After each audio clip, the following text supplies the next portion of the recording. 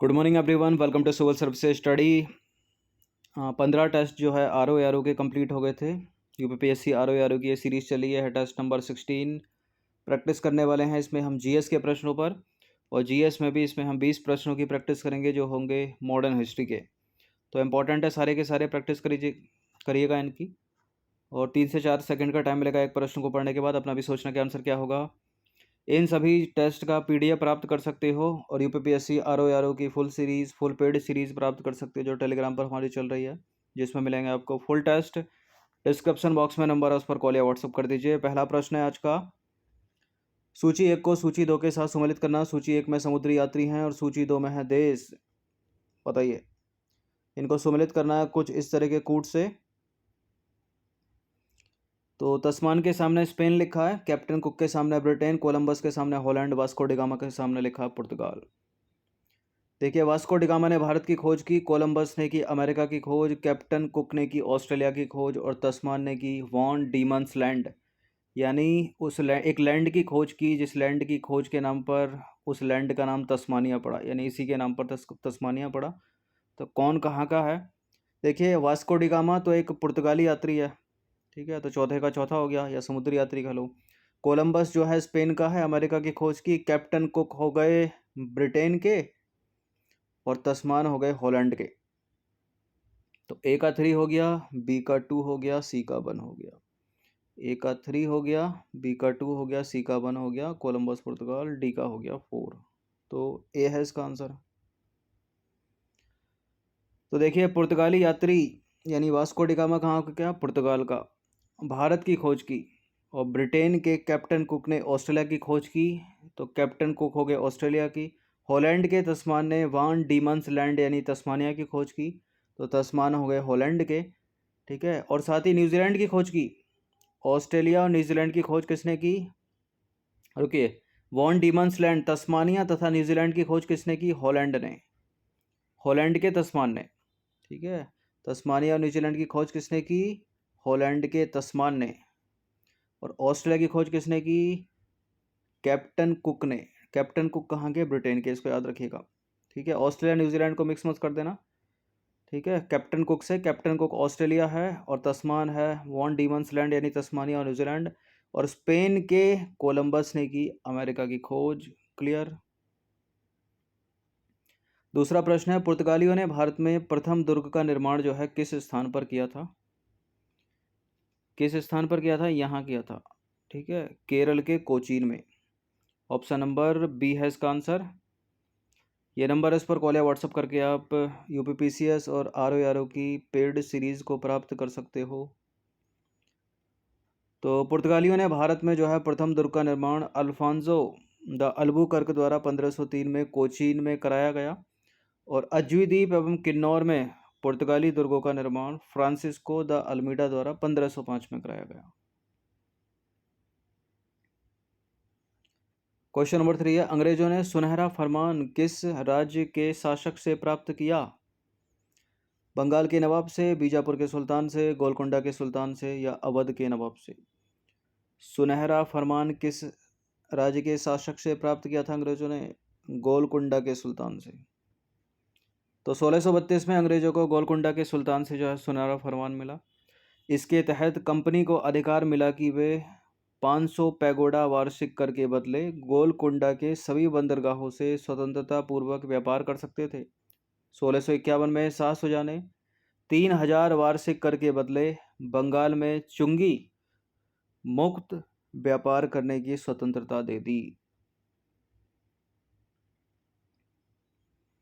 Question number 4 है, सूची 1 को सूची 2 के साथ सम्मिलित करना है।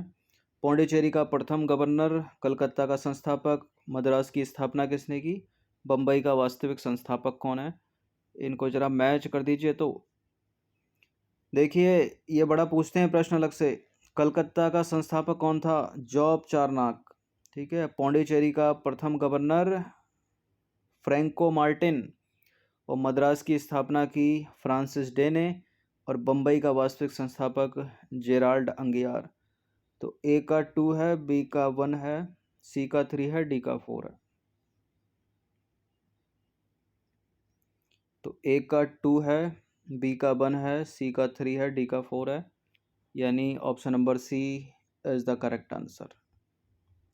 तो कलकत्ता का संस्थापक कौन? जॉब चारनाक। बम्बई का वास्तविक संस्थापक जेराल्ड अंगियार। और मद्रास का संस्थापक फ्रांसिस डे, जबकि फ्रैंको मार्टिन पौंडीचेरी का प्रथम गवर्नर था।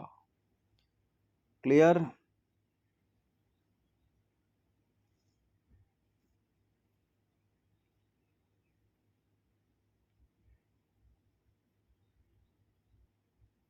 चलिए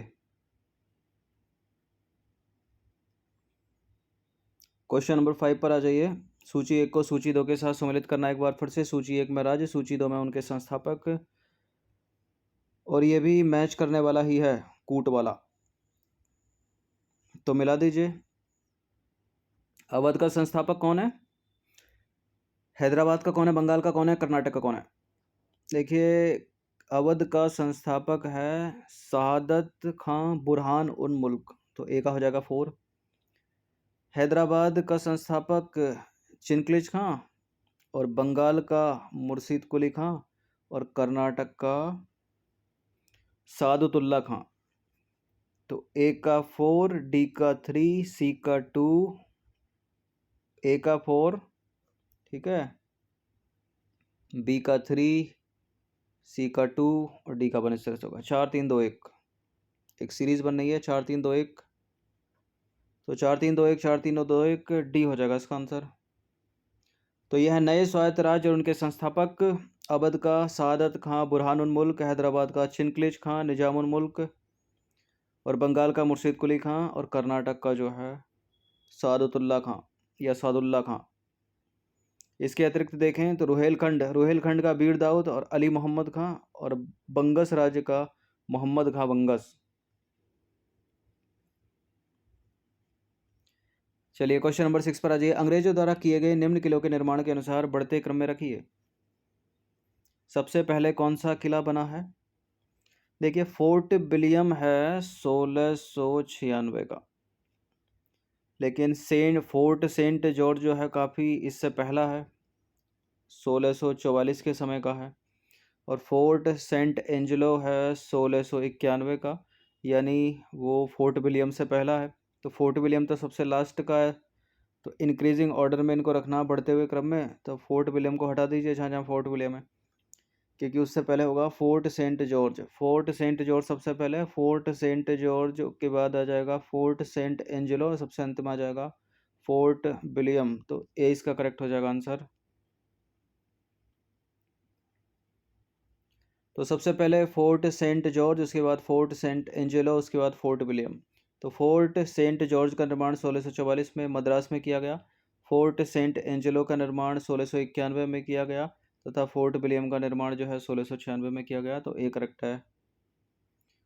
7वां प्रश्न है, भारत में यूरोपीय शक्तियों के आगमन के संदर्भ में निम्नलिखित में कौन सा कथन जो है वो सही नहीं है? देखिए, पुर्तगालियों ने 1510 में गोवा पर कब्जा किया, और अंग्रेजों ने पहला कारखाना दक्षिण भारत में मछलीपट्टनम में लगाया, और पूर्वी भारत में ब्रिटिश कंपनी ने 1633 में उड़ीसा में पहला कारखाना लगाया, और हेक्टर मुनरो के नेतृत्व में फ्रांसीसियों ने 1746 में मद्रास पर कब्जा किया। कौन सा गलत है? एक पक्का इनकरेक्ट है इसमें। ये करेक्ट है पहला वाला। 1510 में पुर्तगालियों ने गोवा पर कब्जा कर लिया था। अंग्रेजों के द्वारा पहला कारखाना दक्षिण भारत में मछलीपट्टनम में लगाया गया था। सी वाला स्टेटमेंट भी करेक्ट है। पूर्वी भारत में ब्रिटिश कंपनी ने 1633 में उड़ीसा में पहला कारखाना लगाया। ये डी वाला स्टेटमेंट गलत है। हेक्टर मुनरो नहीं, बल्कि डुप्ले के नेतृत्व में फ्रांसीसियों ने 1746 में मद्रास पर कब्जा किया था। क्वेश्चन नंबर 8 पर आ जाइए। बक्सर के युद्ध के संदर्भ में निम्नलिखित कथनों में से कौन सा असत्य है? यह युद्ध मीर कासिम, शुजाउद्दौला, शाह आलम द्वितीय की संयुक्त सेनाओं और अंग्रेजों के मध्य लड़ा गया। यानी ये 3 लोग एक पार्टी में थे, ये अंग्रेज अलग पार्टी में थे। यह युद्ध 22 अक्टूबर 1764 को हुआ। कुछ युद्ध है एग्जैक्ट डेट के साथ आपको याद रखना है, ठीक है। जैसे बक्सर का युद्ध हो गया, प्लासी के युद्ध हो गए, पानीपत के युद्ध हो गए। इस युद्ध में अंग्रेजी सेना का नेतृत्व हेक्टर मुनरो ने किया था बक्सर के युद्ध में, ठीक है। यहाँ अंग्रेजों की तरफ से हेक्टर मुनरो और इनमें से कोई भी नहीं। मतलब इनमें से कोई भी जो है असत्य नहीं है, इनमें से कोई भी जो है गलत नहीं है, क्योंकि ये तीनों के तीनों स्टेटमेंट सही हैं। क्या ये बात सत्य है? सत्य है, तो इसलिए आंसर अपना होगा डी। तो उपरोक्त सारे के सारे कथन सत्य हैं, गलत तो है नहीं कोई, इसलिए डी उत्तर हमको देना पड़ेगा। तो देखिए, बक्सर का युद्ध जो है 22 अक्टूबर 1764 को हुआ था। इस युद्ध के फलस्वरूप इलाहाबाद की संधि हुई, जिसमें बंगाल के नवाब शुजाउद्दौला, मुगल शासक शाह आलम द्वितीय और अंग्रेजों यानी क्लाइव ने भाग लिया। 12 अगस्त 1765 को कंपनी एवं शाह आलम द्वितीय के साथ हुई इलाहाबाद की संधि, इलाहाबाद की प्रथम संधि की मुख्य बातें अगर हम देखें तो देखिए, अवध के नवाब से कड़ा एवं इलाहाबाद लेकर मुगल सम्राट को दे दिया गया, और मुगल सम्राट ने बंगाल, बिहार और उड़ीसा के दीवानी अधिकार कंपनी को दे दिए। अंग्रेजों ने बदले में सम्राट को 26 लाख वार्षिक देने का वचन दिया, और अंग्रेजों ने हैदराबाद के उत्तरी क्षेत्र में स्थित उत्तरी सरकार को जागीर के रूप में मुगल सम्राट से प्राप्त कर लिया। ठीक है, उत्तरी सरकार को जागीर के रूप में जो है मुगल सम्राट से प्राप्त कर लिया अंग्रेजों ने।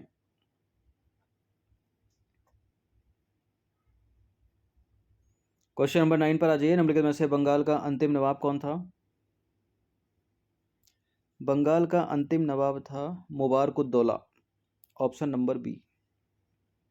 तो बंगाल का अंतिम नवाब मुबारकुद्दौला था। वॉरेन हेस्टिंग ने मुबारकुद्दौला को हटाकर प्रशासन अपने हाथों में ले लिया और बंगाल में द्वैध शासन समाप्त हो गया। 10वां प्रश्न है, निम्नलिखित में से कौन सा युद्ध अंग्रेजों और डचों के बीच में हुआ था? बक्सर का युद्ध तो आपको पता चल गया किस किस के बीच में हुआ था। मद्रास का युद्ध नहीं है, मैसूर का नहीं है, बेदरा की लड़ाई है। ठीक है, बैटल ऑफ बेदरा, बेदरा का युद्ध अंग्रेजों और डचों के बीच में। तो ईस्ट इंडिया कंपनी की बढ़ती मांगों के कारण जो है मीर जाफर डचों के साथ मिलकर कंपनी के विरोध की योजना बनाने लगा, किंतु 1759 में वेदरा के युद्ध में जो है डच निर्णायक रूप से अंग्रेजों से पराजित हो गए। क्वेश्चन नंबर 11 पर आ जाइए। निम्नलिखित में से किस युद्ध के अंतर्गत जो है टीपू का आधा राज्य ले लिया गया तथा अंग्रेजों को बारामूला, डिंडीगुल और मालाबार के क्षेत्र मिल गए? कौन सा युद्ध था ये? तीसरा, दूसरा, प्रथम, चतुर्थ? ये था तृतीय आंग्ल मैसूर वॉर। ठीक है, ऑप्शन नंबर 1। चौथे में तो मारे गया था वो।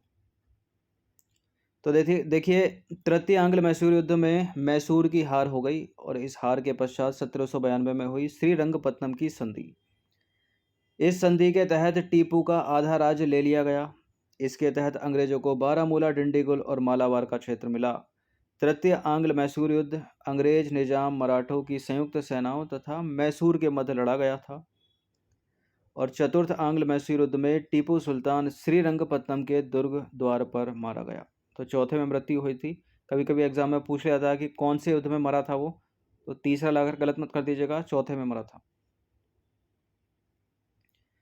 12वां प्रश्न है, तृतीय आंग्ल मराठा युद्ध किनके मध्य हुआ था? आंग्ल मराठा की बात हो रही है। आंग्ल मराठा मतलब अंग्रेजों और मराठों के बीच लड़ी गई लड़ाई, लॉर्ड हेस्टिंग के कार्यकाल में हुआ था। तो तृतीय आंग्ल मराठा युद्ध का जो समय है वो है 1817 से 1819, लॉर्ड हेस्टिंग का समय है ये। चलिए क्वेश्चन नंबर 13 पर आ जाइए। सूची 1 को सूची 2 के साथ सम्मिलित करना है।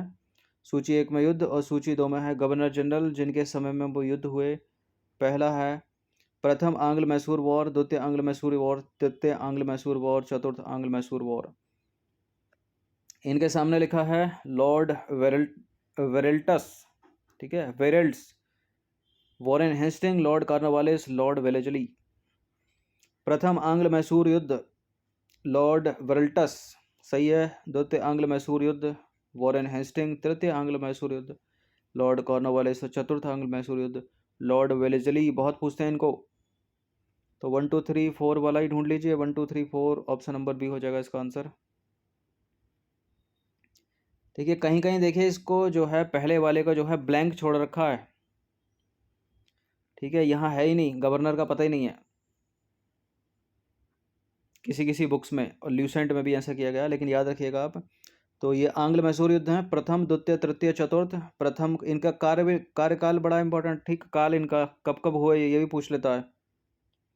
तो प्रथम आंग्ल मैसूर युद्ध हुआ था 1767 से 69 के बीच में। दूसरा हुआ था 1780 से 84 के बीच में। तीसरे में गैप देखिए कितना गैप है, 10 वर्षों का, 8 वर्षों का गैप है कम से कम, ठीक है। तीसरा 1700, कभी कभी यहाँ लिख देते हैं तीसरे को 1786 से 1790 लिख देते हैं, जबकि गलत है, 1790 से 1792। और चौथा 1799। अब संधियाँ इनसे संबंधित जो है, प्रथम आंग्ल मैसूर युद्ध में मद्रास की संधि, दूसरे में मंगलौर की संधि, तीसरे में श्रीरंगपत्तनम की संधि और चौथे में सहायक संधि। इसी क्रम में इनको याद रखिएगा। पहले में गवर्नर लॉर्ड वेरेल्स और दूसरे में वॉरेन हेस्टिंग, तीसरे में कॉर्नवालिस और चौथे में लॉर्ड वेलेस्ली। नंबर 14 पर अजय निम्नलिखित में से अवध का अंतिम नवाब कौन था? अवध का अंतिम नवाब था Wajid Ali Shah, option number D. तो अवध का अंतिम शासक जो है वाजिद अली शाह था, जिसके काल में यानी 1856 में लॉर्ड डलहौजी ने कुशासन एवं अव्यवस्था का आरोप लगाकर अवध को ब्रिटिश शासन के अधीन कर लिया और वाजिद अली शाह को 12 लाख वार्षिक पेंशन देकर कलकत्ता में निर्वासित कर दिया लॉर्ड डलहौजी ने। क्वेश्चन नंबर 15 है, कुछ पंक्तियां ऊपर लिखी हैं, आपको बताना है कि किसके संदर्भ में है वो पंक्तियां, हैदर अली के, मीर जाफर के, टीपू सुल्तान के या मीर कासिम। देखिए, इनमें से कोई एक बहुआयामी प्रतिभा का धनी था, अरबी, फारसी, कन्नड़, उर्दू जानता था वो, और इसने श्रीरंगपत्तनम में स्वतंत्रता का वृक्ष लगाया और जैकोबिन क्लब की स्थापना की। यहाँ से आप पकड़ सकते हो उसको। मैसूर की सत्ता संभालने के बाद इसने तुर्की और फ्रांस में अपने दूत मंडल भेजे और 1796 में इसने नौसेना बोर्ड का गठन किया। मंगलौर, बाजिदाबाद और मोलिदाबाद में डॉकयार्ड बनवाया इसने। बताइए कौन है ये?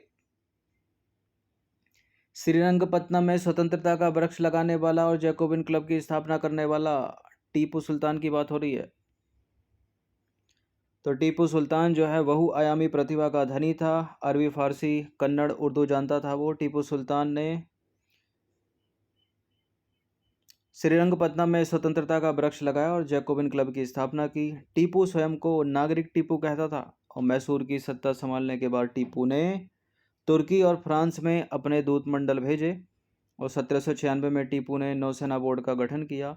मंगलौर, वाजिदाबाद और मौलिदाबाद में डॉकयार्ड बनवाया। इतने काम किए टीपू ने और चतुर्थ आंग्ल मैसूर युद्ध में मारा गया।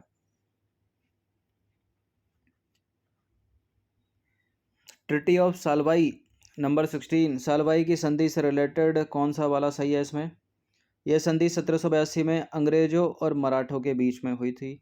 इस संधि में सिंधिया को उसके सभी क्षेत्र लौटा दिए गए और इस संधि से युद्ध पूर्व की स्थिति स्थापित हो गई और अगले 20 वर्ष तक दोनों पक्षों में शांति कायम रही। सालवाई की संधि से संबंधित ये तीनों के तीनों स्टेटमेंट सही हो जाते हैं, तो डी आंसर इसका देना होगा, उपरोक्त सभी वाला। तो सारे के सारे करेक्ट हैं तीनों के तीनों। यह संधि 1782 में हुई थी वॉरेन हेस्टिंग यानी अंग्रेजों और नाना फड़नवीस यानी मराठों के बीच में, ठीक है। अंग्रेजों की तरफ से वॉरेन हेस्टिंग और नाना फड़नवीस मराठों की तरफ से। इस संधि में सिंधिया को उसके सभी क्षेत्र जो है लौटा दिए गए और सालवाई की संधि प्रथम अंग्रेज मराठा युद्ध के परिणाम स्वरूप हुई और सिंधिया ने अंग्रेजों तथा मराठों के बीच मध्यस्थ की भूमिका निभाई। इस संधि से युद्ध पूर्व की स्थिति स्थापित हो गई और अगले 20 वर्षों तक दोनों पक्षों में शांति कायम रही। क्वेश्चन नंबर 17 पर आ जाइए। तृतीय आंग्ल मराठा युद्ध के संदर्भ में निम्नलिखित कथनों पर विचार कीजिए। इस युद्ध के समय लॉर्ड हेस्टिंग गवर्नर जनरल था। लॉर्ड हेस्टिंग ने पिंडारियों के विरुद्ध अभियान से मराठों के प्रभुत्व को चुनौती मिली और यही इस युद्ध का तात्कालिक कारण भी था, तृतीय आंग्ल मराठा युद्ध का। बिल्कुल, ये दोनों के दोनों स्टेटमेंट सही हैं, सी है इसका आंसर। तो तृतीय आंग्ल मराठा युद्ध का समय है 1817 से 1819, लॉर्ड हेस्टिंग के समय हुआ, जिसका प्रमुख तात्कालिक कारण क्या था? लॉर्ड हेस्टिंग का पिंडारियों के विरुद्ध अभियान, ठीक है, किसी मूवी में भी दिखाया गया है ये। इस अभियान के दौरान लॉर्ड हेस्टिंग ने पेशवा सिंधिया और भोसले को अपमानजनक संधियां करने पर बाध्य कर दिया और विवश होकर मराठों ने क्या किया? अंग्रेजों से मुक्ति पाने के लिए अंतिम प्रयत्न किया, किंतु अंग्रेजों ने पेशवा को किरकी, भोसले को सीताबड़ी और होलकर को महीदपुर नामक स्थान पर परास्त कर दिया। यानी अंग्रेज जीत गए हर क्षेत्र में। अब क्वेश्चन नंबर 18 है कि सिख राजाओं के संदर्भ में निम्नलिखित में से कौन सा क्रम सही है। रणजीत सिंह, दिलीप सिंह, नौनिहाल सिंह, खड़क सिंह, इनको सजाइए कालानुक्रम। रणजीत सिंह कॉमन है सब में, रणजीत सिंह रणजीत सिंह रणजीत सिंह। रणजीत सिंह के बाद कौन? खड़क सिंह। खड़क सिंह के बाद नौनिहाल सिंह और सबसे अंत में है दलीप सिंह। तो ऑप्शन नंबर ए हो जाएगा इसका आंसर। तो रणजीत सिंह के बाद जो है उनका पुत्र खड़क सिंह सिंहासन पर बैठा और शीघ्र ही उसका विरोध शुरू हो गया। कुछ समय के पश्चात खड़क सिंह को बंदी बना लिया गया और नौनिहाल सिंह को गद्दी पर बैठा दिया गया। यह रणजीत सिंह के उत्तराधिकारी में सबसे चतुर था नौनिहाल सिंह, और सितंबर 1843 में दलीप सिंह सबसे अंत में महाराजा घोषित किया गया और यह अंतिम सिख शासक था। तो ये वाला स्टेटमेंट करेक्ट हो जाता है यहाँ पर। अब हम चलेंगे क्वेश्चन नंबर 19 की तरफ। ये प्रश्न कई बार एग्जाम में पूछा हुआ है कि रणजीत सिंह का संबंध निम्नलिखित में से किस मिसल से था। आहलूवालिया, नकाई मिसल, निशानवाला मिसल, सुकरचकिया मिसल। तो इसका answer option number A Sukerchakia Misl. तो देखिए सिख मुख्यतः 12 मिसलों में बटे हुए थे। सुकरचकिया मिसल के रणजीत सिंह ने अपनी योग्यता तथा बुद्धिमत्ता से संपूर्ण सिख मिसलों को मिलाकर एक संगठित सिख शक्ति का निर्माण किया। रणजीत सिंह के समय 12 मिसलें थीं। कौन कौन सी? आहलूवालिया, भांगी, डलवालिया और फैजुल्लापुरिया, कन्हैया और करोड़ा सिंधिया, नकाई, निहांग, निशानवाला, फलकिया, रामगढ़िया और सुकरचकिया, और इसी से संबंधित थे रणजीत सिंह। अब 20वां प्रश्न, अंतिम प्रश्न है ये। मीर कासिम के संदर्भ में निम्नलिखित में से कौन सा कथन सही है। मीर कासिम ने अपनी राजधानी मुर्शिदाबाद से मुंगेर स्थानांतरित की। मीर कासिम सेना का गठन यूरोपीय पद्धति पर करना चाहता था। कंपनी ने 1763 में मीर कासिम को अपदस्थ करके मीर जाफर को पुनः नवाब बनाया। सही है या उल्टा है? ऐसा तो नहीं है मीर जाफर को अपदस्थ करके मीर कासिम को बनाया था। नहीं, करेक्ट है ये वाला। दूसरा भी करेक्ट है, तीसरा भी करेक्ट है, तीनों के तीनों करेक्ट हैं, तो डी इसका आंसर होगा। तो उपरोक्त तीनों कथन जो है मीर कासिम से रिलेटेड सही हैं। 1762 में मीर कासिम ने अपनी राजधानी मुर्शिदाबाद से मुंगेर स्थानांतरित की। ठीक है, वह सेना का गठन जो है यूरोपीय पद्धति पर करना चाहता था और उसने कंपनी को बर्धमान, चटगांव और मिदनापुर जिले दिए। उसने तोड़दार बंदूकें बनाने की फैक्ट्री भी लगवाई और मुंगेर में अंग्रेजों का प्रभाव कम था। व्यापारिक विशेषाधिकारों के प्रश्न पर मीर कासिम एवं कंपनी के मध्य जो है संघर्ष शुरू हो गया। कंपनी ने 1763 में मीर कासिम को अपदस्थ कर दिया और मीर जाफर को जो है पुनः नवाब बनाया। तो 20 प्रश्न थे मॉडर्न हिस्ट्री के। ठीक है, अच्छे से इनकी प्रैक्टिस कर लीजिएगा। शुरुआती कुछ प्रश्न जो हैं वो थे यूरोपियों का भारत में आगमन। ठीक है, और बाद के प्रश्न थे अंग्रेजी सत्ता का विस्तार भारत में।